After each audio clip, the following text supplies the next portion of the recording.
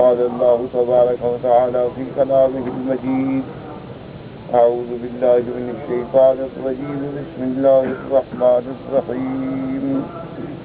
ولقد أرسلنا من قبلك في شيع الأولين وما يأتيهم من رسول إلا كانوا به يستهزئون كذلك نسلكه في قلوب المجرمين لا يؤمنون به وقد خلت سنة الأولين ولو فتحنا عليهم بابا من السماء فظلوا فيه يعرجون لقالوا إنما سكرت أبصارنا بل نحن قوم مسحورون.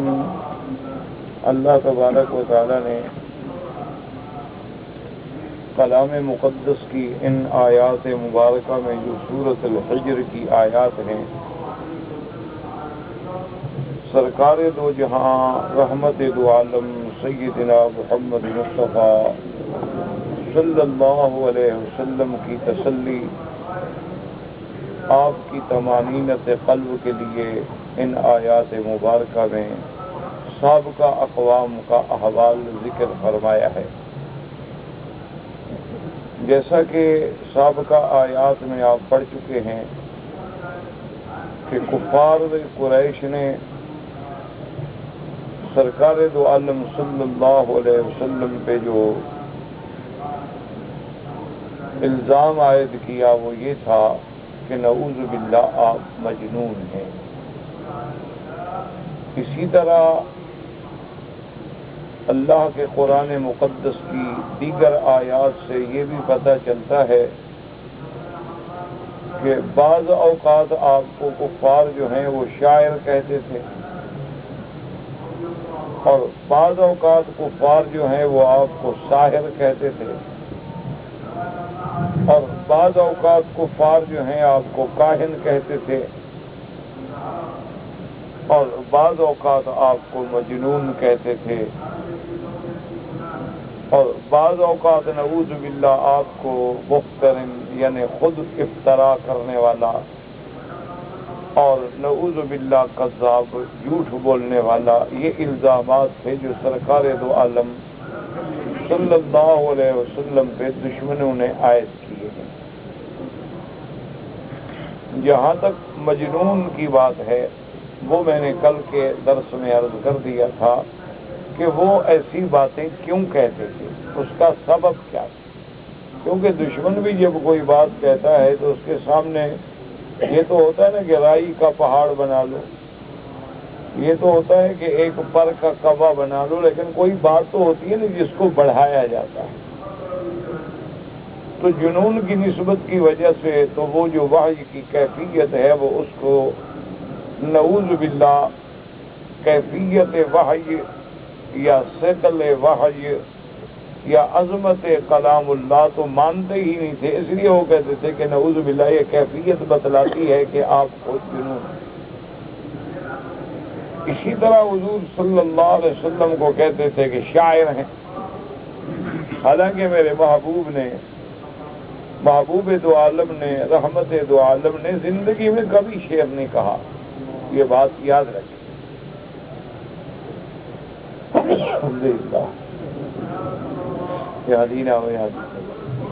اور انبیاء علیہم السلام کبھی شعر نہیں کہتے، اور نہ ہی شعر آپ کو پسند تھے، کیونکہ شعراء جو ہیں وہ اکثر بھٹکے ہوئے لوگ ہوتے ہیں، بہکے ہوئے لوگ ہوتے ہیں، گمراہ قسم کے لوگ ہوتے ہیں. بس جدھر دماغ آ گیا بس شاعری کر دی اور چل پڑے. کبھی وہ محبوب کے رخسار کی تعریف میں الجھ جاتے ہیں، کبھی اس کی زلفوں کے تعریف میں کھو جاتے ہیں، کبھی اس کے آنکھوں کی تعریف میں کھو جاتے ہیں، کبھی شراب کی تعریف کر رہے ہیں، کبھی کسی عورت کے حسن و جمال کی تعریف کر رہے ہیں، کبھی عشق و محبت کے فسانے بنا کے لوگوں کو سنا رہے ہیں. یہ ساری باتیں گمراہی والی بات، یہ انبیاء کی شان کے زیبا ہی نہیں. وہ اسلام نے ان شعراء کو شعر کی اجازت دی ہے جو ایمان والے ہیں، اور جن کے شعر و شاعری میں ایمان ہے، توحید ہے، شان رسالت محمد مصطفیٰ ہے، قوم کو جگانا ہے، بیدار کرنا ہے، جہاد پہ ابھارنا ہے، ایسی نظمیں جائز ہیں، لیکن مجموعی طور پہ یہ چیز ایسی محبوب نہیں۔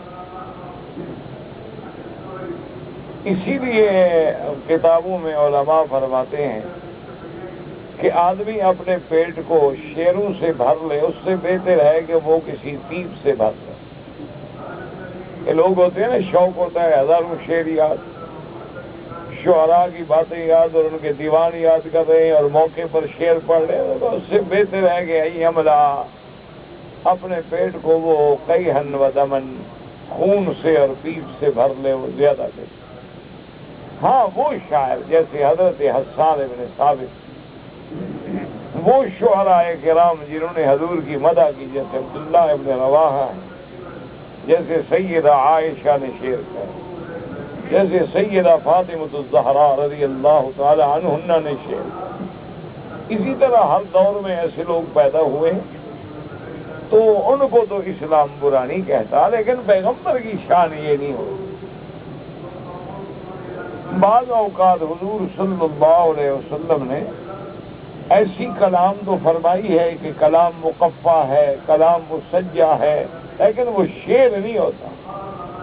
جیسے حضور پاک نے جنگ حنین کے موقع پہ فرمایا، انا النبی لا کذب انا ابن عبد المطلب، تو کلام مقفع ہے لیکن یہ شعر نہیں ہے۔ اسی طرح حضور صلی اللہ علیہ وسلم کی انگلی مبارک کو چوٹ رکھ گئی اور خون بہ نکلا، تو حضور پاک صلی اللہ علیہ وسلم فرمایا کہ حل انت الا اصبع دمیتی وفی سبیل اللہ ما لقیت، ایک انگلی ہو، دو خون بہ گیا، اللہ کے راستے میں بہ گیا، کیا ہو گیا؟ تو یہ کلام شعر نہیں ہوتا۔ شاعر وہ ہوتے ہیں جو تصنع کر کے، تکلف کر کے، اس کے پہلے قوافی اور عروض سارے جمع کر کے پھر شعر کہنے کی کوشش کرتے، اور پھر جوڑتے رہتے ہیں کہ میرا کوئی شعر وزن سے باہر تو نہیں ہو گیا، وہ ہے شاعر۔ تو لیکن کافر حضور صلی اللہ علیہ وسلم کو جو کہتے تھے کہ شاعر ہیں، تو آپ نے تو شعر کہا ہی کبھی نہیں، تو کیا وہ پاگل ہو گئے تھے، ان کا دماغ خراب ہو گیا کہ حضور پاک نے زندگی میں کبھی شعر نہیں کہا، کبھی آپ نے کوئی قصیدہ نہیں پڑھا، کبھی آپ نے کوئی غزل نہیں کہی، کبھی آپ نے کوئی نظم نہیں لکھی، کبھی آپ نے قوم کو شعر سنایا نہیں، تو پھر وہ کافر جو تھے آپ کو شاعر کیوں کہتے؟ اسی لیے اللہ نے قرآن میں فرمایا وما هو بقول شاعر قلیلا ما تؤمنون ولا بقول کاہن قلیلا ما تذکرون۔ تو اس کی وجہ بھی علماء نے لکھی ہے کہ شاعر سے مراد شعر کہنے والا نہیں، بلکہ ان کے خیال میں شاعر کا معنی یہ تھا کہ جیسے شعراء جو ہیں وہ محض تخیلاتی باتیں کرتے ہیں، ان کے دعاوی جو ہیں وہ شعری ہوتے ہیں، حقیقی نہیں ہوتے، اسی طرح حضور صلی اللہ علیہ وسلم کے دعاوی جو ہیں وہ بھی ایک تخیل، یعنی جیسے شعراء جو ہیں ایسے محبوب کے تصور میں بیٹھ کے ایک تخیلاتی باتیں کہتے رہتے ہیں، تو حضور پاک جو فرماتے ہیں کہ روم فتح ہوگا، حضور فرماتے ہیں کسرا فتح ہوگا، حضور فرماتے ہیں کہ مشارق الارض و مغاربہا میں میرے دین کو اللہ غلبہ دیں گے، یہ تخیلاتی باتیں، نہ فوج ہے، نہ قوت ہے، نہ طاقت ہے، اور باتیں حضور ایسی فرما رہے ہیں۔ جیسے آج بھی لوگوں کو کوئی ایسی بات کہہ دی جائے تو وہ یہی کہتے ہیں کہ دیکھو بھی یہ مولوی لوگ جو ہیں ابھی تک اسی پرانے خیال میں پڑے ہوئے ہیں کہ جی بس نمازیں پڑھو گے تو مسئلے حل ہو جائیں گے، اور اللہ سے دعائیں مانگو گے تو مسئلے حل ہو جائیں گے، اور جب ہم سچے دل سے اللہ کے آگے گڑ گڑائیں گے تو بس فوراً اللہ کی مدد آ جائے گی۔ وہ کہتے ہیں یہ اسی طرح خیالات ہیں مولویوں کے، لوگوں کو دھوکے میں ڈالا ہوا ہے، ورنہ کیا دعاؤں سے کون سے کیڑے پڑتے ہیں دشمن کے ہوائی جہازوں میں، یہ دعاؤں سے کیا ہو جاتا ہے، اور دعاؤں سے بھی کوئی لڑتا ہے، ادھر توپ خانہ ادھر تم دعا کرو گے تو کیا ہو جائے گا۔ تو کہتے ہیں کہ یہ بھی ایک تخیل ہے وہی پرانا کہ اسی کے سحر میں انہوں نے لوگوں کو جکڑا ہوا ہے اور لوگوں کو باندھا ہوا ہے۔ لیکن خدا کی شان یہ ہے کہ آج بھی دنیا چاہے جتنا ترقی کر جائے ان کو بھی خدا ماننا پڑتا ہے۔ جو آپ کہتے ہیں نا کہ ہم پرانے خیال کے لوگ ہیں، آپ نئے لوگوں کو بھی ایک وقت آ جاتا ہے جب خدا ماننا پڑتا ہے، ان کو بھی اقرار کرنا پڑتا ہے کہ بھی ہاں کوئی ماورا طاقت ایسی ہے جس نے ہمارے خیالات کو اور ہمارے پروگرام کو بدل ڈالا۔ اسی لیے سیدنا علی رضی اللہ تعالیٰ عنہ فرماتے تھے، عرفت ربی بفسخ العزائم، کہ میں نے تو اپنے رب کو پہچانا ہے اپنے ارادے ٹوٹنے سے، کہ ہم کچھ ارادہ کر رہے ہیں لیکن ہو کچھ جاتا ہے، ہم کچھ چاہتے ہیں لیکن ہو کچھ جاتا ہے۔ تو اس لیے وہ فرماتے تھے بھی اسی سے پتہ لگتا ہے کہ اصل کوئی اور طاقت ہے، وما تشاءون الا ان یشاء اللہ، کہ ہمارا چاہنا کچھ نہیں ہے جب تک کہ وہ چاہنے کا فیصلہ نہ کرے۔ تو اس لیے وہ حضور کو کہتے تھے کہ آپ بھی شاعر ہیں، کہ وہ شاعروں والی باتیں کرتے ہیں، ورنہ یہ نہیں کہ حضور نے کبھی شعر کہا ہو۔ اسی لیے ولید بن المغیرہ نے جب حضور صلی اللہ علیہ وسلم کا قرآن سنا تو اس نے قریش کو کہا کہ بات سچی ہے، یہ شاعر نہیں ہے، بات سچی ہے، یہ مجنون نہیں ہے، یہ جو کلام پڑھتا ہے نا اس کلام میں تو کوئی مٹھاس ہے، اور اس کلام کی ایک بنیاد ہے، اور اس کلام کے ایک اسمار و برکات ہیں، یہ لازماً اللہ کا کلام ہے۔ یہ تو پھر ابو جہل نے اس کو مجبور کیا، ورنہ اس کے دماغ میں یہ باتیں آ گئی۔ اللہ کو ہدایت منظور نہیں تھی، تو بہرحال شاعر اردو ہے۔ ساحر کا معنی ہوتا ہے جادو، اور حضور پاک تو جادو سے پاک۔ حضور صلی اللہ علیہ وسلم تو اس علم سے دور، بلکہ آپ نے تو یہ بھی فرما دیا کہ جو آدمی جادو کرتا ہے یا جادو کراتا ہے یا جادو سیکھتا ہے سکھاتا ہے وہ کافر ہے۔ حضور صلی اللہ علیہ وسلم تو جادو کرنے والوں کے بارے میں کفر کا فتویٰ دے رہے ہیں، اور اللہ تبارک و تعالیٰ نے بھی قرآن میں ذکر کیا ہے باقاعدہ یعلمون الناس السحر۔ تو یہ جادو جو ہے یہ تو کافروں کا علم ہے، یہ تو علوم شیطانیت ہے۔ تو انبیاء تو پاک ہوتے ہیں کہ وہ جادوگر ہوں، نعوذ باللہ۔ اور دوسری بات یہ ہے کہ جادوگر جو ہیں وہ تو غلیظ لوگ ہوتے ہیں، جادوگر جو ہیں وہ پلید قسم کے لوگ ہوتے ہیں، ناپاک قسم کے لوگ ہوتے ہیں، جن کا ظاہر بھی ناپاک ہے اور باطن بھی ناپاک۔ اور انبیاء کا تو ظاہر بھی پاک اور باطن بھی پاک۔ انبیاء علیہم الصلاۃ والتسلیم تو معصوم ہیں، انبیاء علیہم الصلاۃ والتسلیم تو ظاہراً باطناً ہر لحاظ سے پاک ہی پاک۔ تو ان کو کیا نسبت ہے کہ ان کو جادوگر کہا جائے؟ تو اصل میں وجہ یہ ہے، کافر جادوگر اس لیے کہتے تھے کہ جب وہ حضور صلی اللہ علیہ وسلم کے معجزات کے بارے میں سنتے کہ بھئی آپ گزرتے ہیں تو پتھر سلام پڑھتے، حضور صلی اللہ علیہ وسلم اگر گزرے ہیں تو پتھروں نے سلام پڑھا، حضور صلی اللہ علیہ وسلم کی شہادت جو ہے وہ پتھروں کی کنکریاں دے رہی، حضور صلی اللہ علیہ وسلم گزرتے ہیں تو جانور اونٹ آ کے اپنی شکایتیں سناتے ہیں، حضور صلی اللہ علیہ وسلم کسی مریض پہ ہاتھ رکھتے ہیں وہ تندرست ہو جاتا ہے، کسی کی ٹانگ ٹوٹتی ہے ہاتھ پھیرتے ہیں وہ تندرست ہو جاتا ہے، حضرت علی رضی اللہ تعالی عنہ کی آنکھوں میں تکلیف ہے ہاتھ پھیرتے ہیں تو فوراً تکلیف رفع ہو جاتی۔ وہ جب یہ ایسی باتیں سنتے کہ حضور صلی اللہ علیہ وسلم بچپن میں آپ جب مکہ مکرمہ سے اس رضاعت کے زمانے میں بنو سعد قبیلے میں بی بی حلیمہ کے گھر میں جاتے ہیں تو وہاں انقلاب آ جاتا ہے۔ بی بی حلیمہ فرماتی ہے کہ سارا بستی اور قبیلہ حیران ہے کہ ہمارے گھروں کے اندر جو بکریاں بیچاری بھوکھی مر رہی تھی وہ پیٹ بھر کے آ رہی، اور باقاعدہ سبزہ ہے اور بارشیں ہیں اور رزق میں برکتیں ہیں اور فراوانی ہے، تو حیران ہو رہے ہیں کہ بھی یہ تو بڑا کو خوش نصیب بچہ ہمارے گھر میں آیا کہ جس کے آنے سے بالکل ایک تبدیلی آ گئی، انقلاب آ گیا۔ تو وہ جب یہ باتیں سنتے تھے کہ بچپن سے حضور صلی اللہ علیہ وسلم کے برکات، آپ کے معجزات، اور حضور صلی اللہ علیہ وسلم کا اللہ نے ہاتھ مبارک میں ایسا شفا رکھنا، حضور صلی اللہ علیہ وسلم کا ایک پیالہ پانی کا ہے اور ہاتھ مبارک رکھا ہے اور ہزاروں صحابہ پانی پی رہے ہیں، اور صحابہ کہتے ہیں ہم نے دیکھا کہ آپ کی انگلیوں سے گویا چشمے نکل رہے ہیں اور پانی ختم ہونے میں نہیں آتا۔ تو جب کافر یہ باتیں سنتے کہتے ہیں ہاں دیکھا جادو، حالانکہ وہ یہ بیچارے یہ تو جانتے نہیں تھے ظاہر کہ یہ معجزہ ہے۔ جادو الگ چیز ہے اور معجزہ الگ چیز۔ معجزات میں اور جادو میں آسمان و زمین کا فرق، ان کے اندر تو ضدین ہے، تباین ہے۔ معجزہ اللہ کی طرف سے ہوتا ہے اور سحر جو ہے وہ تو علوم شیطانیہ کا حصہ ہے۔ اس لیے حضور صلی اللہ علیہ وسلم کو ساحر کہتے ہیں، اور کبھی کہتے حضور صلی اللہ علیہ وسلم کاہن ہیں۔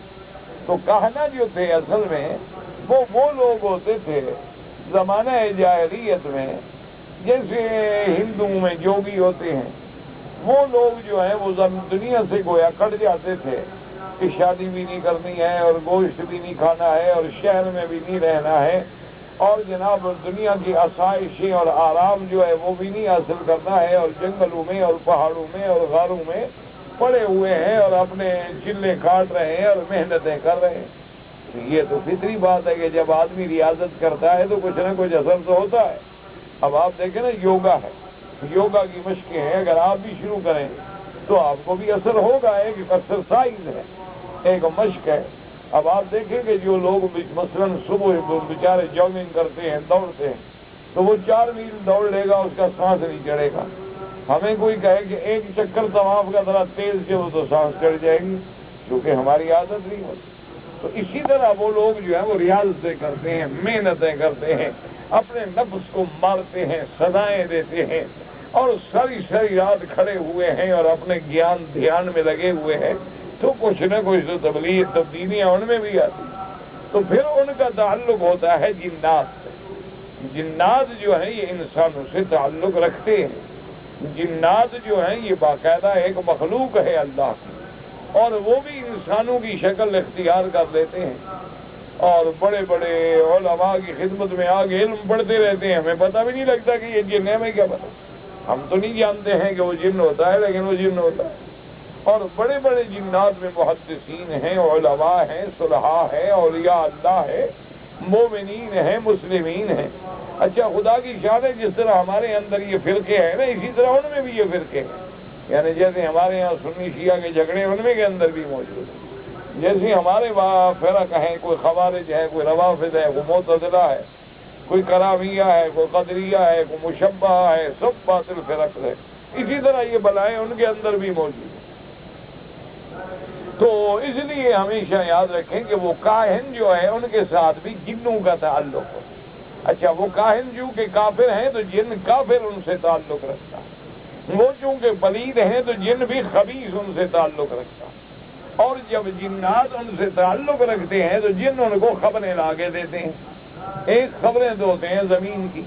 اب دیکھیں نا مثلاً آج اگر آپ نے کوئی، آپ کے پاس انٹرنیٹ ہے، آپ کے پاس ای میل ہے، آپ کے پاس جدید خبریں سننے کا ذریعہ ہے، تو آپ وہ خبریں ابھی سن لیں گے جو میں کل پڑھوں گا اخبار میں، تو اب آپ نے چونکہ پڑھ لی تو آپ کو پتہ لگ گیا۔ اچھا جنات جو ہیں وہ تو 1 سیکنڈ میں مدینہ شریف چلے گئے اور 1 منٹ میں مدینہ شریف سے واپس آ گئے، تو انہوں نے آگے مدینہ پاک کا کوئی واقعہ ان کو بتلا دیا۔ اچھا ہم تو مدینہ منورہ آئے جائیں تو ہمیں تو 10-12 گھنٹے لگیں گے، تو انہوں نے اپنے مریدوں کو وہ واقعہ بتلا دیا کہ جی آج مدینہ منورہ میں یہ ہوا ہے۔ اچھا اب دوسرے دن جب ان کو پتہ چلا، انہوں نے کہا دیکھیں ہمارا پیر کتنا کامل ہے، اس نے تو ہمیں یہ کل ہی بتا دیا تھا، اس نے ہمیں کل بتلا دیا تھا، حالانکہ کسی کو بتا نہیں تھا۔ تو اصل میں وہ جنات ان کو خبریں لا کے دے دیتے، کیونکہ جنات کا ایک جگہ سے دوسری جگہ منتقل ہونا کوئی مشکل نہیں ہوتی۔ یہ جیسے آپ نے عام سنا ہوگا کہ جی وہ بعض پیر ایسے ہیں کہ ان کے پاس جاؤ تو وہ مٹھائی منگوا دیتے ہیں، اور وہ مٹھائی جی ہمیں فلاں ملک کی مٹھائی چاہیے، اس ملک کی مٹھائی آ جائے گی۔ تو اب لوگ حیران ہو جائیں گے کہ کمال ہے، حضرت پیر تو بڑا پہنچا ہوا کہ اس نے تو کمال کر دیا ہے کہ بھائی ہم یہاں بیٹھے ہوئے ہیں اور 1000 میل ملک دور ہے اور وہاں کی مٹھائی جو ہے وہ آدھے گھنٹے میں پہنچ گئی، کیسے آ گئی؟ تو بس وہ لوگ مری، حالانکہ وہ جنات کے لیے لے آنا جو ہے مشکل نہیں۔ آپ نے دیکھا نہیں ہے کہ سلیمان علیہ السلام کے زمانے میں اللہ تبارک و تعالیٰ نے جنات کو ہی مسخر کر دیا تھا نا، کل بناء وغواص۔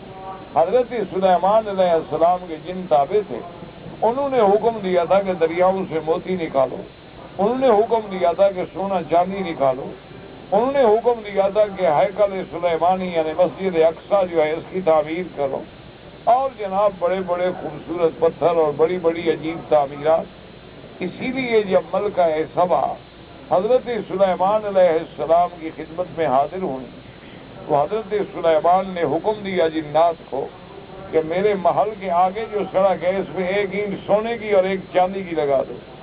انہوں نے فوراً جناب سونے چاندی کی سڑک بنا دی۔ حضرت سلیمان علیہ السلام نے حکم دیا کہ ایک بہت بڑا ہاؤس بناؤ، اور اس ہاؤس کے اندر جو رنگ ہو وہ بھی بالکل اس طرح ہو جیسے نیلے آسمان کا رنگ ہوتا ہے، اور اسی رنگ کا پانی بھر دو، اور اس کے اوپر اسی رنگ کا ایک شیشہ جو ہے اس کی چھت ڈال دو، تاکہ جب وہ ملکہ آئے گی تو وہ حیران ہو جائے گی کہ کیا ہو رہا ہے۔ اسی طرح حضرت عیسیٰ سلیمان علیہ السلام کو جن نے کہا تھا نا، قال عفریت من الجن انا آتیک بہ، کہ اس ملکہ کا تخت جو ہے میں لے آتا ہوں، اتنی دیر اجازت دے دو جتنی دیر آپ مجلس میں بیٹھے ہیں۔ تو جنوں کو یہ طاقت اللہ نے دی ہے، یاد رکھو، ان کے اندر یہ قوات ہیں استدراجیہ کہ وہ اپنی شکل بدل لیتے ہیں، کبھی سانپ بن جاتے ہیں۔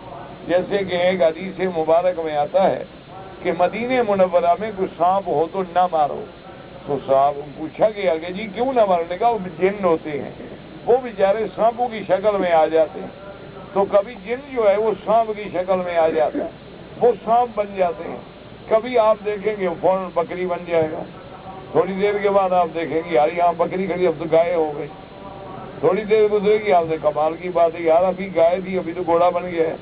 یہ ساری جنات کی حرکتیں ہوتی ہیں، اور وہ جنات جو ہیں وہ ان کاہنوں کے تابع ہوتے ہیں، ان کے وہ باقاعدہ مرید ہوتے ہیں، اور ان کے ہاتھ میں ہوتے ہیں، وہ جب چاہتے ہیں ان کو بلا لیتے ہیں اور وہ ان کو آ کے خبریں سناتے ہیں۔ یہ تو ہے زمین کی خبر، اور ایک خبریں ہیں جو آسمانوں خبریں، اس کے بارے میں بھی اللہ نے قرآن میں لکھا ہے کہ ان جنات نے باقاعدہ خلاؤں کے اندر جو ہے اپنے اسٹیشن بنائے ہوئے تھے۔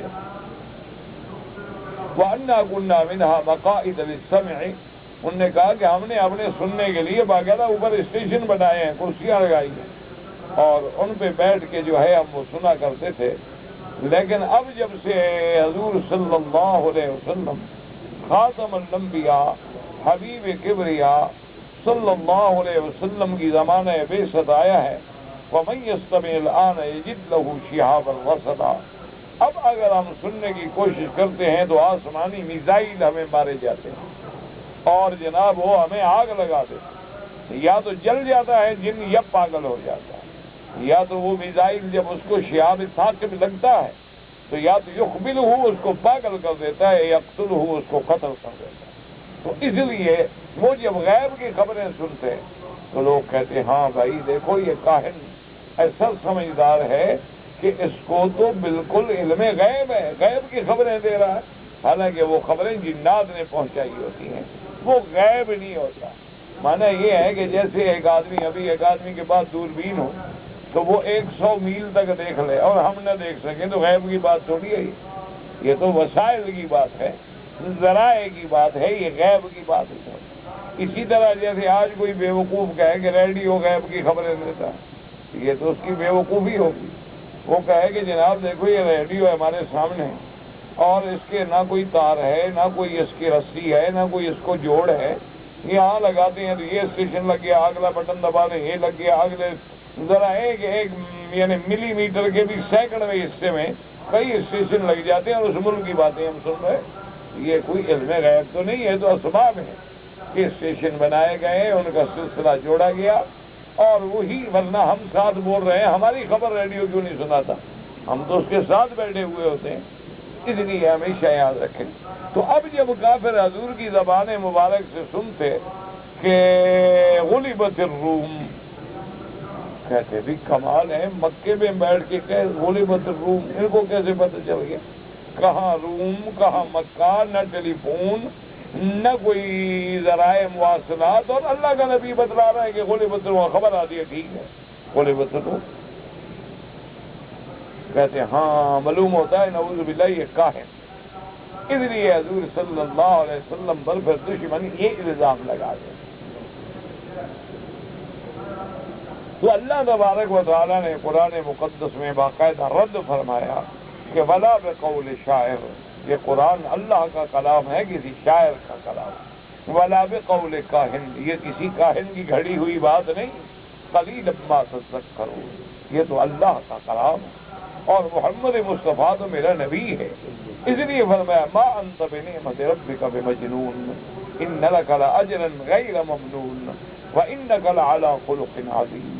میرا محبوب تجھ پہ تو اللہ کی رحمتیں ہیں، تجھ پر تو اللہ کا انعام و اکرام ہے، اور میرا مدنی آپ جو علم پڑھا رہے ہیں اس کا اجر اور ثواب جو ہے وہ تو قیامت تک ختم ہونے والا بھی نہیں، کیونکہ جن لوگوں کو آپ کی وجہ سے اسلام ملا، جن لوگوں کو آپ کی وجہ سے ہدایت ملی، جن لوگوں کو آپ کی وجہ سے علوم قرآنی ملے، تو ان کا اجر تو قیامت تک رہے گا، ان لک لاجرا غیر ممنون وانک لعلی خلق عظیم۔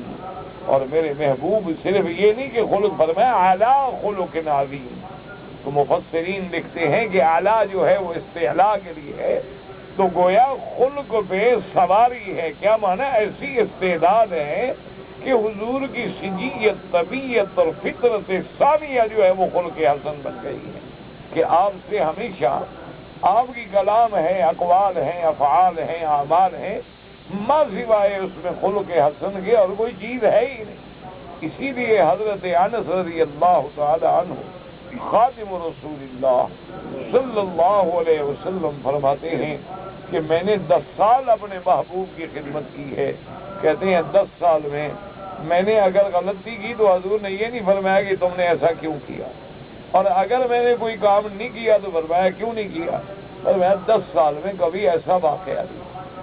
اسی طرح حضرت انس رضی اللہ تعالیٰ عنہ فرماتے ہیں کہ میں نے 10 سال خدمت کی ہے، ما قہرنی وما زجرنی، حضور پاک نے مجھے کبھی ڈانٹا بھی نہیں، حضور پاک نے کبھی مجھے تھپڑ تک بھی نہیں مارا۔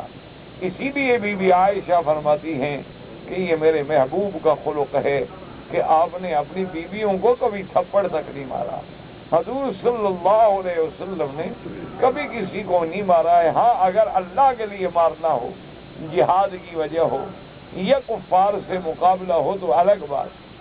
اسی لیے ہے کہ صحابی فرماتے ہیں، وہ کہتے ہیں خدا کی قسم ہے میں نے تو حضور کی زبان سے کبھی لاز سنا ہی نہیں، یعنی کوئی آدمی کہے حضور یہ کام کر دیں، کہ بھی نہیں یہ نہیں کرتا، نہیں، ہمیشہ کہتے تھی۔ اسی لیے بی بی عائشہ فرماتی ہے کہ سرکار دو عالم کے خلق کا یہ عالم تھا کہ راستے میں ایک بڑھیا جا رہی ہے، وہ کہتی محمد مصطفیٰ یہ میرا سامان اٹھا کے گھر پہنچا دو، تو حضور سر پہ رکھ کے گھر پہنچا دو۔ اگر بھی راستے میں باندھی جا رہی ہے یعنی کنید ہے، وہ بھی کھڑا کر لیتی ہے، حضور میرا یہ کام ہے، ٹھیک ہے آپ کا بھی کام کر دو۔ تو حضور صلی اللہ علیہ وسلم اتنے بڑے خلق، جن کے خلق کے بارے میں ایک لفظ میں بی بی عائشہ نے حضور کی جو سیرت بیان کی ہے، ساری دنیا کے علماء بھی اکٹھے ہو جائے تو وہ سیرت بیان نہیں کر سکتے۔ جب حضور سے پوچھا گیا کہ بی بی عائشہ سے کہ اخبرینی عن صفت رسول اللہ صلی اللہ علیہ وسلم عن خلق رسول اللہ فقالت کان خلقہ القرآن۔ بی بی عائشہ سے جب پوچھا گیا بھی حضور کا خلق کے بارے میں تو کوئی بات بتاؤ، اللہ کے بندے کیا پوچھتے، حضور کا خلق یہ قرآن ہی تو ہے سارا۔ اسی لیے علامہ ندوی رحمۃ اللہ علیہ نے لکھا ہے کہ جو قرآن میں ہے وہ حضور کے اعمال میں ہے، اور جو حضور کے اقوال و اعمال میں ہے وہ گویا قرآن میں ہے۔ اور اسی کو ایک اور محبت والے نے ایک عجیب لفظ سے تعبیر کیا ہے، اس نے کہا کہ اگر عملی شکل میں قرآن دیکھنا ہو تو پھر محمد مصطفیٰ کو دیکھنا، اور اگر آپ نے الفاظ میں اور کلام میں اور معانی میں دیکھنا ہے تو قرآن کو پڑھ لو۔ یعنی قرآن پاک کا اگر ایک چلتا پھرتا نمونہ دیکھنا ہو تو محمد مدنی کی ذات صلی اللہ علیہ وعلا آلہ واصحابہ وسلم۔ اس کی چھوٹی سی مثال سمجھنے کہ قرآن نے حکم دیا نماز کا، تو اب نماز کا نمونہ کیا ہے؟ محمد مصطفیٰ۔ قرآن پاک نے حکم دیا خیرات کا، اب خیرات کا نمونہ کیا ہے؟ اعمال محمد مصطفیٰ صلی اللہ علیہ وعلا آلہ واصحابہ وسلم تسلیما کثیرا کثیرا۔ تو اسی لیے اللہ تبارک و تعالیٰ نے سابقہ آیات میں بھی رد فرمایا اور یہ بات بھی وضاحت کر دی کہ میرا محبوب یہ جو آپ کی کلام کو شاعرانہ کلام کہتے ہیں، کسی شاعر کا کلام کہتے ہیں اور آپس میں بیٹھ کے باتیں کرتے ہیں، کہتے تھے نتربص بہ ریب المنون، وہ کہتے یار گھبراؤ نہیں، محمد مصطفیٰ بھی تو ایک شاعر ہے نا، بڑے بڑے شاعر گزرے ہیں زمانے میں، فوت ہو گئے، بات ختم ہو گئی۔ اسی طرح جب حضور بھی فوت ہو جائیں گے تو بات ختم ہو جائے گی۔ اور پھر دیکھو حضور کی تو اولاد ہی نہیں ہے، اولاد ہو تو چلو نسل چلے گی، نام چلے گا، تو حضور صلی اللہ علیہ وسلم کی تو بیٹے بھی نہیں، بیٹے بھی تھے تو فوت ہو گئے، اس لیے فکر نہ کرو۔ ہم تامرہم احلامہم بہذا، کیونکہ وہ اپنے عقول سے، اپنے تخیلات سے خود بیٹھ کے گھر میں باتیں بناتے تھے۔ تو اللہ نے قرآن میں رد فرما دیا اور یہ بھی بتلا دیا کہ جس قرآن کو تم ایک شاعر کا کلام کہتے ہو ظالمو، اس قرآن کی حفاظت کے ہم خود ذمہ دار ہیں اور اس قرآن کو قیامت تک محفوظ رکھیں۔ اسی لیے میں نے کئی دفعہ اپنے دوستوں سے، اپنے ساتھیوں سے عرض کیا ہے کہ آج بدقسمتی سے جو طاقت و قوت یہود و نصارہ کو حاصل ہے، جو طاقت جو ہے کفار کو حاصل ہے، جو علوم جو ہے کفار کو حاصل ہیں، آپ خود دیکھتے ہیں، حیران ہوتے ہیں کہ ٹیلی فون ہے، اب دیکھ رہے ہیں، اب ایسے ایسے ٹیلی فون آ گئے، آپ بات کر رہے ہیں اور سامنے فوٹو بھی دیکھ رہے ہیں، جس سے بات کر رہے ہیں اس کا فوٹو بھی دیکھ رہے ہیں، ہو گیا۔ اچھا ایسے چھوٹے چھوٹے موبائل آ گئے ہیں کہ گھڑی کے بجائے ہاتھ میں باندھ لو، گھڑی بھی ہے، ٹیلی فون بھی ہے، موبائل بھی ہے، سب کچھ ہے۔ اچھا ایسی چھوٹی سی گھڑیاں آ گئی ہیں کہ جس کے اندر ماشاءاللہ 5 وقت آپ فیڈ کر دیں تو وہ ہر نماز کا وقت جب آئے گا باقاعدہ اذان سنائے گی آپ کو، باقاعدہ اللہ اکبر کی اذانیں گونجیں۔ اچھا اسی طرح جناب اس میں پورے عالم کا ورلڈ ٹائم بھی موجود ہے کہ ابھی آپ نے دیکھنا ہے کہ بھی سعودی عرب میں تو 7 بجے ہیں، لیکن بھائی انڈیا میں کیا ہوگا اور پاکستان میں کیا ہوگا اور بنگلہ دیش میں، بس بٹن دبائیں فوراً وہ ٹائم نکل آئے گا، یورپ میں کیا ہوگا اور افریقن میں کیا ہوگا، وہ سارے جہان کا ٹائم بھی اس میں سیٹ کیا گیا ہے، الارم بھی لگا دیا گیا ہے، منبہ بھی لگا دیا گیا ہے اور ایسی چیزیں۔ تو جو لوگ اتنی ترقی یافتہ قومیں ہیں، اگر ایمان سے کہیں قرآن اللہ کا کلام نہ ہوتا تو یہ قرآن دوسرا نہ بنا دیتے، یہ دنیا کو دکھانا دے بابا چھوڑو کہاں قرآن، یہ دیکھو ہم نے بھی قرآن کا مقابلہ کیا، ہم نے بھی قرآن بنا دیا، یا انہوں نے کوئی مقابلے میں کوشش نہیں کی ہوگی، پوری دنیا کے دماغ لگے ہوئے ہیں، پوری دنیا کے مفکر بٹھائے ہوئے ہیں، لیکن اللہ کی شان ہے کہ قرآن کی ایک آیت کا مقابلہ بھی نہیں کرتا قرآن پاک۔ اچھا اسی طرح آپ دیکھیں کہ جو لوگ آج زمینوں کو ڈرل کرتے ہوئے نیچے پہنچ گئے ہیں، جو لوگ فضاؤں پہ کنٹرول کر چکے ہیں، جو لوگ سیٹلائٹ کے ذریعے ایک سوئی بھی دیکھ رہے ہیں کہ کہاں پڑی ہوئی ہے سوئی، اس کے ذریعے جو اتنی ترقی کر گئے ہیں، وہ قرآن کی ایک خبر کو جھوٹا نہیں کر سکے کہ قرآن نے فلاں جو خبر دی تھی وہ غلط ہے، ہم نے تحقیق کر لی ہے وہ یہ بات ہے۔ اچھا قرآن پاک نے جن چیزوں کو چھپا دیا وہ آج تک نہیں ڈھونڈ سکے، قرآن پاک نے اصحاب الکہف کے قصے کو اور غار کو چھپا دیا ہے، تو کیا یہ ڈھونڈ کے لے آئے ہیں کہ اصحاب الکہف کون سی غار؟ کبھی کہتے ہیں یہ تھی، کبھی کہتے ہیں یہ تھی، کبھی کہتے ہیں یہ تھی۔ اللہ نے فرمایا اس بات پہ نہ پڑھو، کوئی بھی تھی، قصہ اصحاب کہف ہے، گزر گیا۔ جب اللہ تبارک و تعالیٰ نے جس چیز کو واضح نہیں فرمایا ہے وہ آج تک اس کی تردید نہیں کر سکے۔ اسی طرح آپ دیکھیں گے جن قوموں پہ عذاب آئے، قرآن نے بتایا ہے کہ قوم لوط پہ ہم نے عذاب بھیجا اور ایسا عذاب بھیجا کہ بستیوں کی بستیاں اٹھا کے الٹ ڈالی اور اوپر سے ہم نے پتھروں کی برسات کر دی اور وہاں کوئی چیز زندہ نہیں، لیکن آج تک تردید نہیں کر سکے۔ اچھا قرآن پاک نے جو فرمایا ہے کہ یہ حلال ہے، آج تک وہ یہ جرت نہیں کر سکے کہ یہ حلال میں کیا فائدہ ہے اور فائدہ نہیں ہے۔ اسی طرح حضور صلی اللہ علیہ وسلم، اب دیکھو نا کہ چھوٹی سی بات ہے لیکن یاد رکھو سنت چھوٹی نہیں ہوتی، دعا کرو اللہ ہمیں سنت پہ عمل کرنے کی توفیق، سنت کے جو برکات ہیں نا، اتباع سنت کے جو مقامات ہیں اللہ ہمیں نصیب کرے۔ یہ نہ سمجھا کرو کہ چھوٹی سی سنت بھی ایک کھانا کھا لیا ہے تو انگلیاں چاٹ لو، ایک بظاہر تو ایک چھوٹی سی بات ہے کہ بھئی حضور نے فرمایا برتن کو خالی نہ چھوڑا کرو، برتن کے اندر کچھ بچا کے نہ رکھا کرو، اتنا ڈالو جتنا کھا جاؤ، اور جو بچ جائے اس کو اچھی طرح صاف کرو، اور صاف کرنے کے بعد اپنی انگلیاں چاٹ لو۔ اچھا، اب یہ لوگ بڑی نفرت کرتے ہیں اس بات سے، کیونکہ آج تو بڑا آدمی اسی کو کہتے ہیں نا کہ بھئی پلیٹ میں لازماً کچھ چھوڑ دے تاکہ پتہ لگے یہ بڑا آدمی ہے۔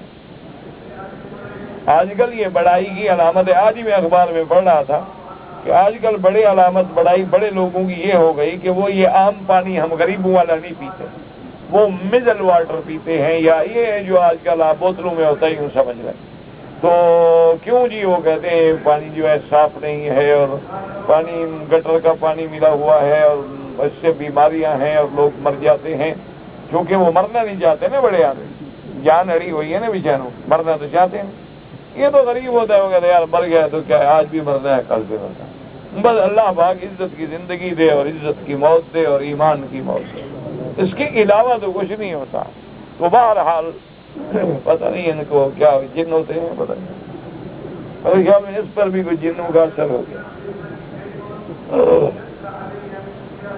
اب یہ پتہ نہیں بندے پہ ہو گیا یا سپیکر پہ ہو گیا، یہ چیک کرنا پڑے گا، یا ہمیں بھی کوئی جنتا پہ کر کے ان کو ٹھیک کرنا پڑے گا، لیکن ہم سے ہوتے کچھ نہیں۔ مجھے بڑے لوگوں نے کہا کہ یار تم پیر بن جاؤ، میں کہا پاگل ہو، میں کیسے پیر بن سکتا ہوں؟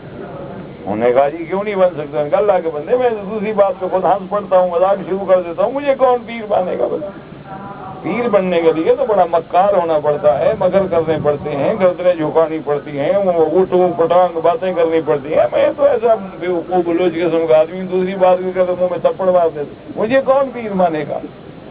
انہوں نے کہا حضرت ایسے بھی پیر ہیں جو مارتے ہیں تو لوگ خوش ہوتے ہیں، تم وہ مارنے والا پیر بن جاؤ۔ میں کہا یار مجھ سے یہ کام نہیں ہوتا، یہ کام جو ہے نا یہ مکر بازی والے مجھ سے نہیں ہوتا۔ سیدھی سی بات ہے کہ ہم تو اپنے بھی خفا مجھ سے، بیگانے بھی ناخوش، میں زہر ہلاہل کو کبھی کہہ نہ سکا کند، میں تو جو سیدھی بات کہتا ہوں وہی بات سمجھتا ہوں جسے حق، نہ ابلہ مسجد ہوں نہ تہذیب کا فرزند، اس لیے مجھے کون پیر بنائے گا یا کون پیر مانے گا؟ مجھے بڑے بڑے بزرگوں نے الحمدللہ کہا کے خلاف، میں نے کہا حضرت کیوں اپنے آپ کو بدنام کرتے؟ مجھے اگر خلیفہ بناؤ گے تمہاری پیری بھی ختم ہو جائے گی۔ وہ کہیں عجیب بے وقوف ہے، بھی ہماری پیری کیوں؟ میں نے کہا جب میرے جیسا بے وقوف تمہارا خلیفہ ہوگا تو مجھے دیکھ کے لوگ پیر کو بھی تو بے وقوف سمجھیں گے۔ تم اپنی پیری نہ خراب کرو، مجھے نہ خلیفہ شریفہ بناؤ، بس مجھے طالب العلم رہنے دو، بس یہی دعا کیا کرو اللہ اس قرآن و حدیث سے اور درس سے محروم نہ کرے، بس یہی پیری ہے اور یہی فقیری ہے۔ بھائی ہمیں تو خوش نہ آیا یہ طریقے خانقاہی، ہم سے تو بابا وہ نہ چکیاں پیسی جاتی ہیں، نہ مراقبے کیے جاتے ہیں، نہ چلے کاٹے جاتے ہیں، ہم تو سارا دن دوستوں سے گپ شپ کرتے ہیں اور جناب ہنسی مذاق بھی کرتے ہیں۔ ایسے بندے کو کون پیر بنائے گا بھلا؟ وہ پاگل ہو گیا۔ ہم کبھی جناب سلوار قمیض پہن لیتے ہیں، کبھی پاجامہ، کبھی بلوچی ٹوپی، کبھی سندھی ٹوپی، کبھی ہندی ٹوپی، کبھی عربی کپڑے، کون ہمیں پیر بنائے گا؟ وہ پاگل ہو گیا۔ اللہ کا شکر ہے، اسی لیے لوگ تو سمجھتے ہیں کہ وکی صاحب فیشن کرتے ہوں گے، لیکن دلوں کے معاملے اللہ جانتا ہے۔ میں اس لیے وہ کر لیتا ہوں کہ نہ کوئی پہچانے گا نہ کوئی سلام کرے گا۔ اگر میں بھی اگر جبے شبے پہن کے بیٹھ جاؤں تو میری بھی انشاءاللہ دکان چمک پڑے گی، لیکن مجھ سے یہ ہو نہیں سکتا۔ یہ ایک طبیعت ہوتی ہے، ہم سے یہ ہوتا نہیں، کریں کیا؟ یہ ہو سکتا ہے، یہ نہیں کہ میں نیک آدمی ہے، میں کمزور ہوں کر نہیں سکتا، یہ نہیں کہ نیکی کی وجہ سے نہیں کر رہا، ایک کام کوئی نہ کر سکے تو اس لیے میں کبھی آپ دیکھیں گے سندھی ٹوپی سر پہ رکھ لی، کبھی وہ بلوچیوں والی ٹوپی سر پہ رکھ لی۔ اچھا وہ لوگ بھی ہیں بیچارے میرے جیسے بیوقوف دوست میرے بڑے ہیں، وہ جو نئے نئے فیشن ہوتے ہیں وہاں سے کپڑے سلوا کے مجھے درجنوں کے حساب سے بھیج دیتے ہیں ہم سے۔ ان بیوقوفوں کو اس دفعہ بھی میں نے آج میں کہا، میں نے کہا پاگلو یہ جو پہلے بھرے ہوئے ہیں میں ان کا کیا کروں؟ کہتے ہیں ایک دن پہن کے لوگوں کو دے دیا کرو، ہماری محبت ہے تم کیوں روکتے ہو؟ میں نے کہا ہم اپنی محبت کے ساتھ شوق کرتے ہیں تو تم یار ہر بات میں تو نہ اپنی بلوچ کی ظاہر کرو۔ ہمیں آپ سے ایک محبت ہے، پیار ہے، اور ہمیں فرق بھی کوئی نہیں پڑتا، اللہ نے ہمیں بہت نوازا ہے، بہت دیا ہے، تو جب ہم اپنے لیے کوئی چیز بناتے ہیں تو ہمارے لیے بھی بنا لیتے ہیں۔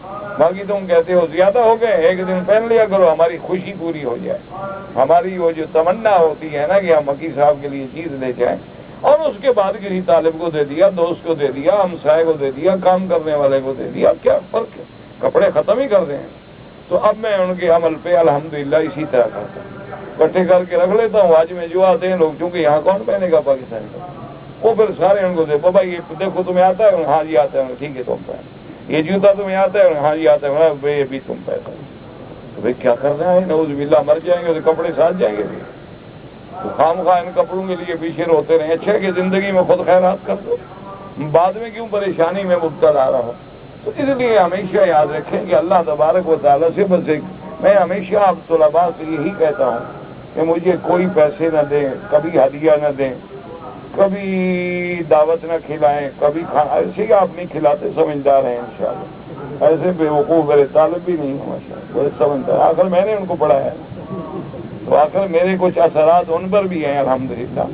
25 سال ہو گئے، میرے خیال میں 25 دعوتیں نہیں کھائی ہوں گی کہ سال میں ایک دعوت کھا لی۔ اچھا کریں گے تو کب، جب کوئی شادی ہو، کبھی 10 سال میں کھائیں گے تو یار استاد بھی کھا لے، کیا ہے، یہ بڑے سمجھدار لوگ ہیں ماشاءاللہ۔ تو بہرحال مجھے اس کی کوئی تمنا نہیں، صرف ایک تمنا ہے، ایک درخواست ہے، ایک گزارش ہے کہ جب یاد آ جاؤں دعا کر دیتا، بس بس صرف ایک آپ رشوت مجھے دیا کرے گا کہ جب، اور وہ بھی پابندی نہیں کہ آج کرو، رات کرو، تہجد میں کرو، فلاں وقت کرو، جب یاد آ جائے بس صرف دعا کر دیا، کیونکہ میرا ایمان ہے کہ میں یہ جو کچھ بھی اللہ کام لے رہا ہے یہ آپ لوگوں کی دعا، ورنہ نہ میں اس قابل ہوں نہ اس لائق۔ اللہ تبارک و تعالی یہ سب آپ کی دعاؤں کی برکتیں ہیں۔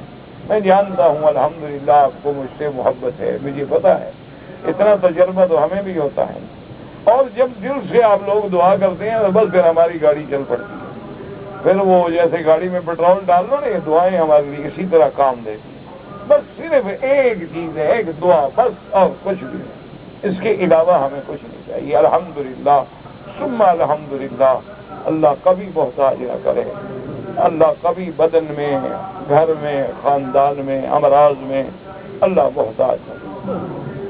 اللہ اکبر۔ لوگ کہتے ہیں حضرت آپ کو گھٹنوں میں، میں نے کہا یار شکر کرو لوگ ریڑھی پہ ہیں، میں چل تو رہا ہوں، لوگ تو ریڑھیوں پہ ہیں نا بیچارے، وہ بھی تو لوگ ہیں نا جو بیچارے گھٹنوں کے بل گھسٹ رہے ہیں، وہ بھی تو لوگ ہیں نا بیچارے جو ہاتھوں کے بل گھسٹ رہے ہیں، وہ بھی لوگ ہیں جو بیچارے بڑے آدمی ہیں لیکن وہ چھوٹی گاڑیاں لی ہوئی ہیں، بیٹھے بٹن سے چلا رہے ہیں، اللہ کا شکر ہے چل رہا ہے۔ یہ درد تو ہمیں یاد دلاتے ہیں گناہ، تاکہ گناہ ہمارے معاف ہوتے رہیں اور ہم اللہ کی طرف رجوع کرتے رہیں، کیونکہ اگر یہ درد نہ ہوتے، اسی لیے حدیث میں بھی آتا ہے کہ ایک مرض، ایک فقر اور ایک موت، حضور نے فرمایا یہ 3 چیزیں نہ ہوتی ما تحت راس ابن آدم کے بیٹے کی گردن کبھی نیچے نہ ہوتی، لیکن اللہ نے یہ 3 چیزیں ایسی رکھی ہیں کہ بڑے بڑوں کی گردنیں ٹوٹ جاتی ہیں، کہ جب بیماری آتی ہے نا جی، اور جب تڑپتا ہے کہتے ہیں او اللہ، او اب گاڈ کے سوا کوئی نہیں بچا سکتا، اب بھگوان کے سوا کوئی نہیں، تو بھگوان کہو کچھ کہو، ماننا پڑے گا تمہیں کہ کوئی ہے جو بچانے والا، نام اس کا چاہے کوئی رکھ لو، وہ تمہاری مرضی ہے۔ اسی لیے آپ نے نہیں دیکھا کافروں کے جو کرنسی نوٹ ہیں نا، ان پر بھی لکھا ہوا ہے کہ خدا کی حفاظت کے ساتھ، ان کو بھی لکھنا پڑتا ہے، کافر ہیں کافر۔ آپ پڑھ لیں کسی کو، کسی انگریزی والے سے پڑھا لیا کریں کہ اس میں کیا لکھا ہوا ہے کہ بھئی ہم اللہ کی بے اعتماد کرتے ہیں، اسی کی حفاظت کے ساتھ یہ سب ہوتا ہے، تو ان کو بھی کسی نہ کسی شکل میں ماننا پڑتا ہے۔ یہ اللہ کا شکر ہے کہ ہم سیدھا مانتے ہیں، وہ کان یوں پکڑ کے مانتے ہیں، ہم کان یوں پکڑ کے مانتے ہیں، مانتے سب ہیں، یہ نہیں ہے کہ اللہ کے وجود کا کوئی انکار کر سکے۔ وَإِن مِّنْ أَهْلِ الْكِتَابِ إِلَّا لَيُؤْمِنُنَّ بِهِ قَبْلَ مَوْتِهِ وَيَوْمَ الْقِيَامَةِ يَكُونُ عَلَيْهِمْ شَهِيدًا۔ اللہ نے فرمایا کوئی بڑے سے بڑا فن خواہ اہل کتاب کیوں نہ ہو، مرنے سے پہلے ماننا پڑے گا، مرنے سے پہلے ایمان لانا پڑے گا، کہنا پڑے گا عیسیٰ ابن مریم اللہ کا رسول ہے، اور قیامت میں وہ اس بات کی گواہی دیں۔ اس لیے ہمیشہ یاد رکھا کریں کہ اللہ تبارک و تعالیٰ کی رحمتوں سے اللہ کا کروڑ کروڑ شکر ہے۔ حضور نے فرمایا 3 چیزیں ہیں، المرض والفقر والموت، یہ 3 چیزیں نہ ہوتی تو ابن آدم تو بس فرعون بن جاتا، لیکن یہ 3 چیزیں جب آتی ہیں تو اس کو پتہ لگتا ہے کہ یار میں تو بندہ ہوں، میری تو ہوا ہی بند ہو جائے تو ساری خانگی نکل جائے، پیشاب بند ہو جائے تو سرداری ساری ختم ہو جائے، اور کھانا ہضم نہ ہو جناب تو جام تو پہ نفق بنی ہوئی ہے اور حضرت بھاگ رہے ہیں، یار کو بلا ہے کیا وہ پیٹ پڑتا ہے بھائی، پیشاب بند ہے تو جناب اگلے ٹوٹیاں ڈال رہے ہیں، نیچے سے ہوا بند ہے تو ڈاکٹر جناب اندر ٹوٹیاں ڈال کے نکال رہے ہیں، پھر پتہ لگتا ہے تم کیا ہو، پھر کہتے ہیں ہائے اللہ معافی عطا فرما، اللہ تو بچا لے، پھر خدا یاد آتا۔ اور جب تندرست، اسی لیے یہ تین چیزیں اللہ نے مسلط کر، تو بندے پر جب تکلیف آتی ہے یا درد ہوتا ہے تو اللہ یاد آتا، یہ بھی اللہ کا رحمت ہے، لیکن ہم عاجز ہیں، برداشت نہیں کرتے، اس لیے معافی مانگتے ہیں کہ اسألک العفو والعافیہ، یا اللہ صحت بھی دے اور معافی بھی دے کہ ہم تیرے عاجز بندے ہیں، ہم اس مقام پہ نہیں پہنچے کہ تکلیفیں برداشت کرتے، ہم سے تو بس رحم والا معاملہ فرما دے، ستر والا معاملہ فرما دے، مغفرت والا معاملہ فرما دے، مہربانی والا معاملہ فرما دے۔ تو ان آیات کے بعد اب آپ دیکھیں کہ ان آیات میں اللہ نے گویا کہ خلاصہ فرمایا وَلَقَدْ أَرْسَلْنَا مِن قَبْلِكَ فِي شِيَعِ الْأَوَّلِينَ، کہ میرے مدنی محمد مصطفیٰ صلی اللہ علیہ وسلم ہم سے پہلے بھی آپ نے پہلی امتوں میں جماعتوں میں رسول بھیجے ہیں۔ شیعہ کی جمع ہے جماعت، یعنی جو ایک رائے میں ایک بات میں متفق ہوں گویا وہ ایک جماعت ہو۔ تو پہلی جو امتیں گزری ہیں میرے محبوب، ہم نے ان میں بھی رسول بھیجے ہیں۔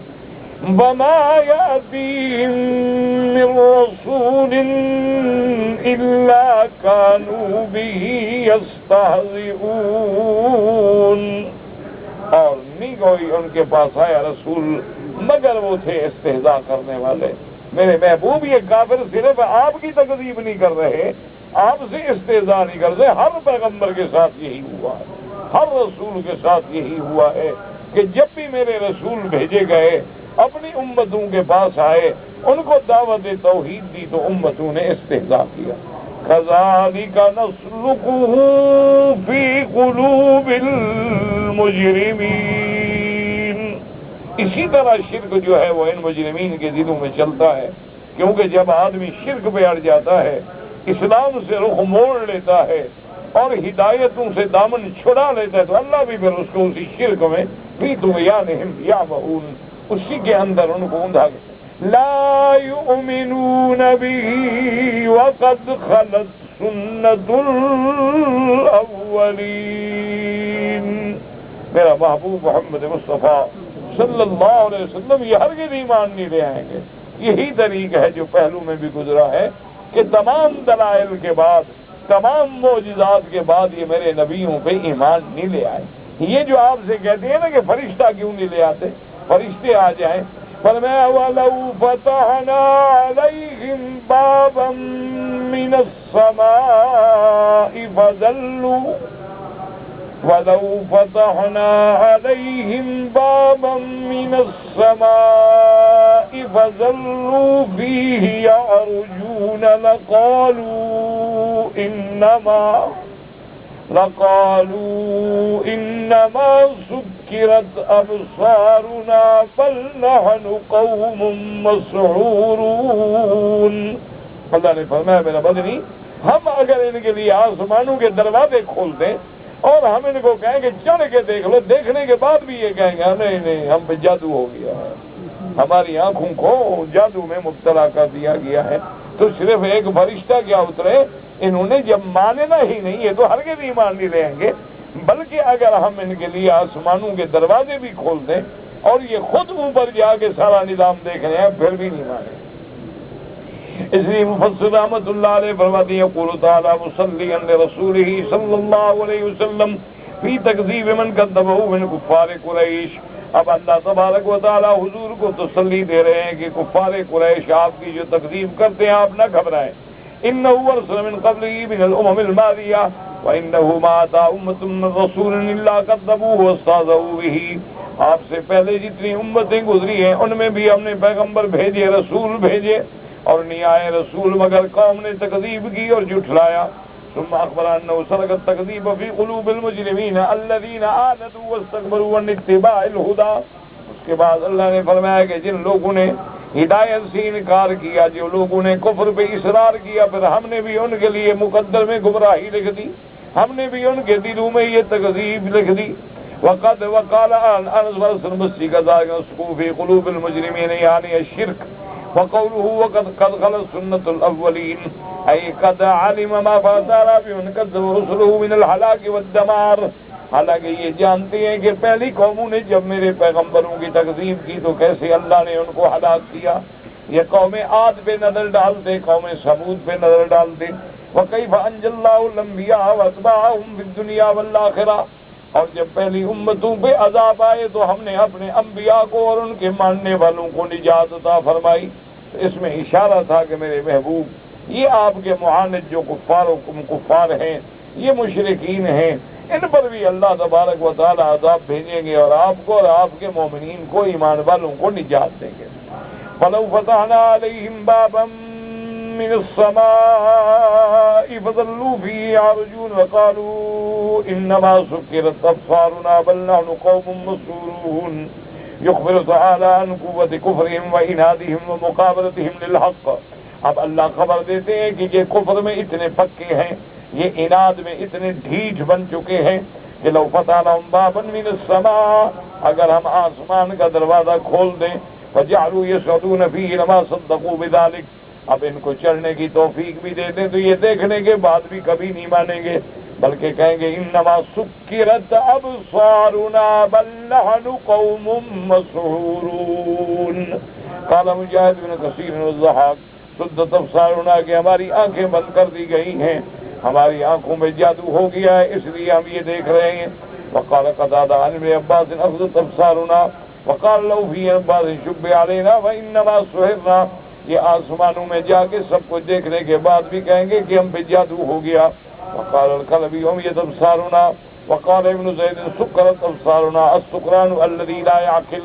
کہتے ہیں کہ جیسے ہماری آنکھوں پہ ایسے اثر ہو گیا ہے کہ جیسے آدمی نشے میں کچھ نہیں سمجھ سکتا, اس لیے ہماری آنکھوں کو بھی سلا دیا گیا, اس لیے ہم نے جو دیکھا ہے یہ جادو ہے, حقیقت نہیں. تو اللہ کے نبی نے فرمایا کہ ان کی عادت جو ہے وہ تکذیب ہے, ان کو تمام معجزات دکھا دیے جائیں, تمام ملائکہ دکھا دیے جائیں, یہ پھر بھی ایمان نہیں لائیں گے. اس لیے آپ غم نہ کریں, آپ کے ذمہ ہے اللہ کے دین کی دعوت دینا اور آپ کے ذمہ ہے اللہ کے دین کو پہنچانا. تو میرے محبوب آپ نے پہنچا دیا ہے. انما علیک البلاغ وعلینا الحساب. آپ کی ذمہ داری پہنچانا ہے, باقی حساب تو ہمارے ذمہ ہے, وہ ہم خود ان سے حساب لیں گے. واللہ تعالی عالم وعلمہ اتم.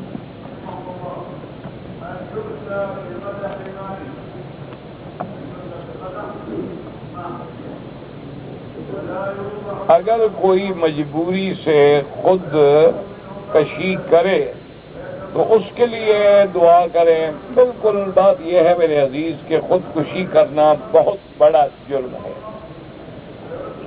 اللہ واقعم سے دعا کریں, اللہ ہر مسلمان کو بچائے. اس لیے خودکشی کے بارے میں اتنا حکم بھی آیا ہے کہ قیامت میں اللہ اس کو یہ سزا دیں گے کہ جیسے دنیا میں اپنے آپ کو تم نے مارا تھا اسی طرح مرتے رہو اور زندہ ہوتے رہو, مرتے رہو, یوں موت تو پھر آئے گی نہیں. تو اسی لیے خودکشی بہت بڑا جرم ہے. لیکن یاد رکھیں, علماء فرماتے ہیں کہ کافر تو نہیں ہو جاتا, مجرم ہے. ان اللہ لا یغفر ان یشرک بہ ویغفر ما دون ذلک لمن یشاء. اگر کوئی شرک پہ مر جائے تو اس کی بخشش نہیں ہوگی, لیکن شرک کے علاوہ جتنے بڑے بڑے گناہ ہیں اللہ چاہے تو معاف کر دیں. اس لیے آپ ان کی مغفرت کی دعا کر سکتے ہیں کہ اللہ تبارک و تعالی مغفرت کرے, اللہ تبارک و تعالی معاف کرے. اسی لیے علماء نے لکھا ہے کہ خودکشی کرنے والے کا جب جنازہ ہو تو علماء نہ جائیں, کیونکہ علماء کی لوگ اقتدا کریں گے اور آئندہ بھی لوگوں کو خودکشی کرنے کا رجحان پیدا ہوگا. لیکن جنازے سے منع نہیں فرمایا, فرمایا عام لوگ جو ہیں جا کے اس کا جنازہ پڑھ. تو اگر وہ کافر ہو جاتا تو پھر کافر کا جنازہ تو نہیں پڑھا جاتا. تو بہرحال بہت بڑا جرم ہے, لیکن آپ اس کی مغفرت کے لیے دعا کر سکتے ہیں اور انشاءاللہ اللہ اس کی معاف کریں اور اللہ ثواب بھی دیں. کہتے ہیں جی کہ بعض لوگ تبلیغ میں 3 دن لگواتے ہیں, 40 دن لگواتے ہیں, یا 4 مہینے لگواتے ہیں اور 1 سال لگواتے ہیں. تو کیا یہ درست ہے؟ بہرحال میرا بھائی جو لگواتے ہیں پہلی بات تو یہ ہے کہ مسئلہ ان سے پوچھیں. میں نے آپ کو کبھی کہا ہے کہ 1 سال لگاؤ؟ تو جب الحمدللہ وہ موجود ہیں، ان کے علماء موجود ہیں اور پورے عالم میں موجود ہیں. باقی ایک بات یاد رکھو کہ تم اگر 2 سال کے لیے کنٹریکٹ کر کے نوکری پہ آ جاؤ، بیوی بچے چھوڑ دو، تو یہ مسئلہ تو تم نے کبھی نہیں پوچھا. بعض لوگوں کو ماشاءاللہ 5 سال ہو گئے ہیں نوکریاں کرتے ہوئے، گھر نہیں گئے. بعض لوگوں کو 8 سال ہو گئے بیوی بچی اپنے ملک میں ہو یہاں. یہ مسئلہ تو نہیں پوچھا. یہ دین والے مسئلے میں آپ کو کیوں تکلیف ہو جاتی ہے؟ اللہ کے بندے، مومن کی تو ساری زندگی دین کی دعوت کے لیے ہے. حتیٰ کہ علماء نے لکھا کہ ہمارے لیے تو ایمان کی شرائط میں یہ رکھا گیا ہے کہ اِلَّا الَّذِينَ آمَنُوا وَعَمِلُوا الصَّالِحَاتِ وَتَوَاصَوْا بِالْحَقِّ وَتَوَاصَوْا بِالصَّبْرِ. تو ایک دوسرے کو حق کی دعوت دینا اور اس کے بارے میں جو تکالیف ہیں اس کو تحمل کرنا، یہ تو ہمارے ایمان کا حصہ ہے. اسی لیے ایک آدمی کو اللہ نے حکم نہیں دیا، فرمایا کنتم خیر امت اخرجت للناس. یہ حضور کی پوری امت جو ہے وہ خیر امت ہے. تأمرون بالمعروف وتنہون عن المنکر. اچھا، اسی طرح آپ دیکھیں گے اگر یہ صرف علماء کے لیے پابندی ہوتی ہے، حضور نے فرمایا بلغوا عنی ولو آیۃ. ایک آیت، ایک حدیث بھی آتی ہے تو پہنچاؤ آگے مسئلہ سمجھاؤ. تو اس لیے میرا بھائی اگر کوئی دین کا کام کر رہا ہے تو ان میں رکاوٹ بننے کی کوشش نہ کریں، ان میں بلا وجہ نہ الجھیں.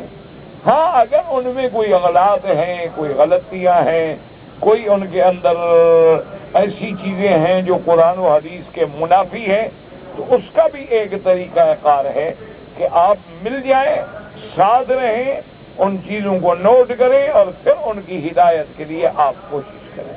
ورنہ بلا وجہ آج ہم اس دور سے گزر رہے ہیں کہ جو بندہ جس طرح بھی دین سے جڑا ہوا ہے، دعا کرو جڑا ہے، جس طرح بھی کوئی بندہ دین کا کام کر رہا ہے، کوئی بندہ قرآن پڑھا رہا ہے، کوئی بندہ بچوں کو بیٹھ کے قاعدہ پڑھا رہا ہے، کوئی بندہ پرائمری پڑھا رہا ہے، کوئی حدیث پڑھا رہا ہے، کوئی تبلیغ کر رہا ہے، کوئی قرآن سنا رہا ہے، کوئی حافظ بنا رہا ہے، تو شکر کرو کہ یہ سارے دین کی شاخیں اور برانچیں جو ہے وہ قائم و دائم رہیں. بلا وجہ نہ الجھیں کہ ہاں جی یہ جائز ہے اور یہ ناجائز ہے. جب ہمیں حکم ہے کہ ساری زندگی یہ کام کرو تو ساری زندگی نہیں کر سکتے ہو تو چلو بھی کچھ عرصے کے لیے کرو. اتنا مدت نہیں تو اور تھوڑی مدت کر لو، لیکن کرو تو صحیح نا. تو اس لیے بہرحال باقی اس کے بارے میں اگر دلائل کی آپ کو ضرورت ہے تو ان کے علماء موجود ہیں، ان کی جماعتیں موجود ہیں، ان کے کتابیں موجود ہیں، وہ پڑھیں آپ.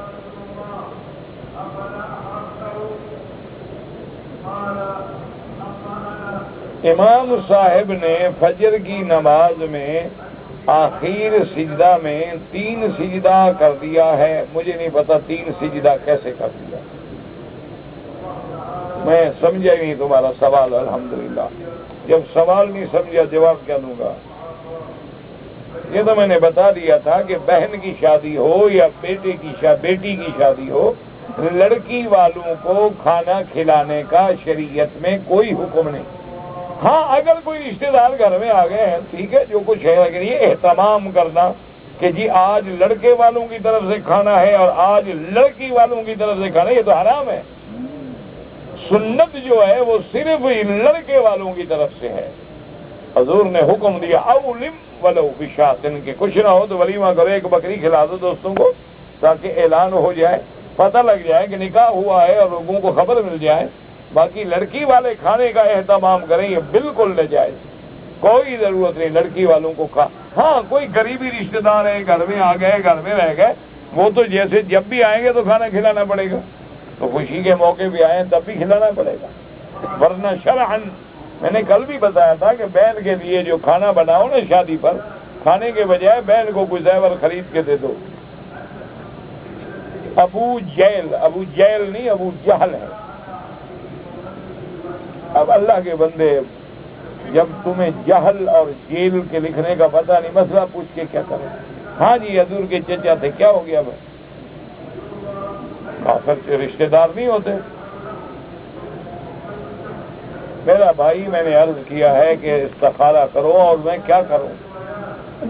میں نے کہا ہے نا کہ لڑکی جہاں شادی کرنا چاہتی ہے وہاں بھی استخارہ کرو، اور جہاں تم کرنا چاہتے ہو وہ بھی استخارہ کرو۔ جو اللہ کی مرضی ہے وہ ہو جائے گا۔ میں اس میں کیا مشورہ دے سکتا ہوں؟ شریعت کا حکم یہی ہے کہ جب شادی کرو، تجارت کرو، مکان بناؤ، مکان خریدو، کوئی بات کرو، استخارہ کرو۔ سیدھی صحابہ کہتے ہیں کان یعلمنا، حضور ہمیں ایسے سکھاتے تھے استخارہ، کما یعلمنا سورۃ القرآن، جیسے حضور ہمیں قرآن یاد کراتے تھے اسی طرح دعائے استخارہ یاد کراتے تھے۔ تو میں نے عرض کر دیا نا، لڑکی وہ چاہتی ہے، تم نہیں چاہتے ہو، وہ لڑکا اچھا ہے، وہ لڑکا برا ہے، چکروں کی پڑھنے کی ضرورت کیا ہے؟ استخارہ کرو۔